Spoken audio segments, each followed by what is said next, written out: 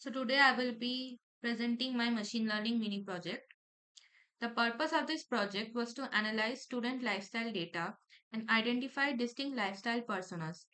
By applying machine learning clustering techniques, we aim to group students into meaningful categories such as health conscious, fast food lovers, or balanced lifestyle.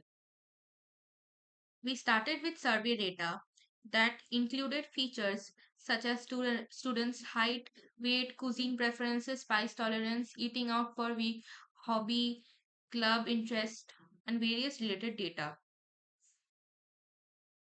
But from that survey data, we selected relevant columns that were required for our machine learning models, such as eating out per week, food budget, sweet tooth level, and weekly hobby hours.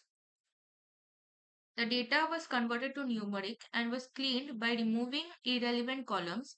Missing value handling was done using drop in a function so that the algorithm wouldn't crash on not a number values.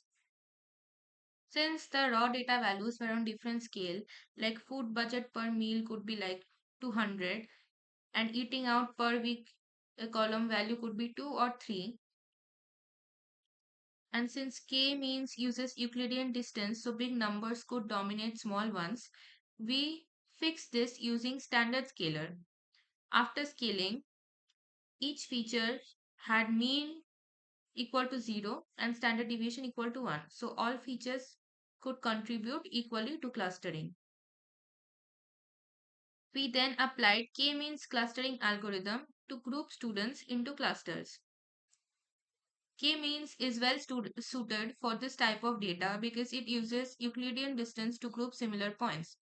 To choose the best number of clusters, we use the silhouette score, which measures how well students fit within their clusters.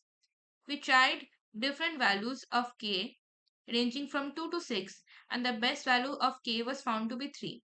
Finally, each student got a cluster label 0 or 1 or 2. Since the dataset had multiple features, we applied principal component analysis to reduce the data into 2D components. This allowed us to visualize clusters on a scatter plot. Different colors represent different lifestyle clusters.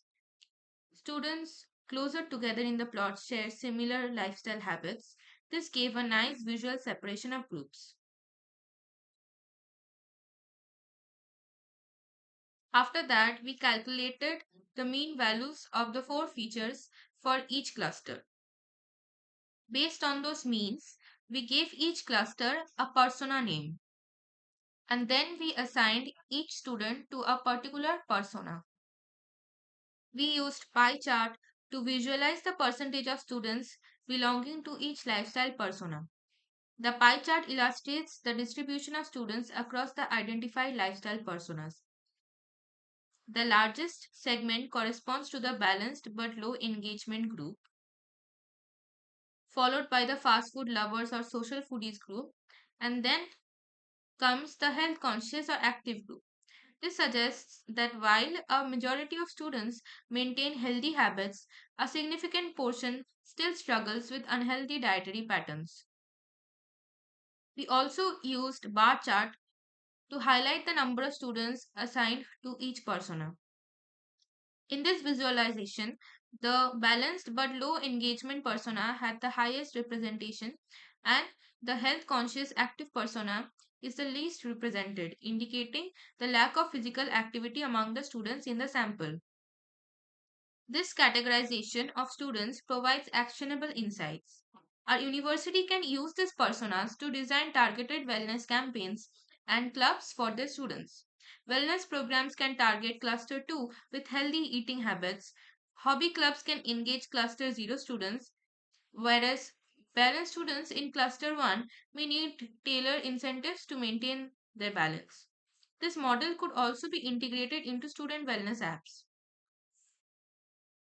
Now, since we added a new column called persona in the dataset using dictionary mapping cluster number to persona name, so when a student's lifestyle data is given, the trained k-means model can assign them to the nearest cluster which corresponds to a persona. For example, here the 12th student has a persona, fast food lovers or social foodies, based on their eating out per week, food budget, sweet tooth level, and weekly hobby hours data. So, in conclusion, this clustering based approach is not only a technical exercise but has significant real world implications as well. By identifying lifestyle personas among students, our university can create personalized wellness interventions, optimize health resources, and encourage positive behavioral changes.